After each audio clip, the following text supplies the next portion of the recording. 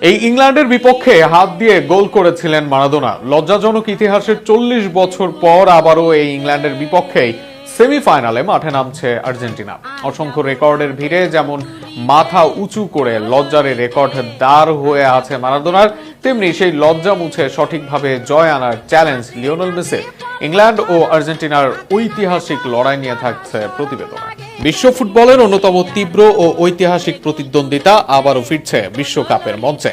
4 দশক আগে যে ম্যাচ ইতিহাসের অংশ হয়ে গিয়েছিল, ঠিক 40 বছর পর আবারও বিশ্বকাপে মুখোমুখি হচ্ছে আর্জেন্টিনা ও ইংল্যান্ড। 2026 বিশ্বকাপের সেমিফাইনালে এই দুই ফুটবল পরাশক্তির লড়াই ঘিরে ইতোমধ্যেই উত্তেজনা ছড়িয়ে পড়েছে সমর্থকদের মধ্যে।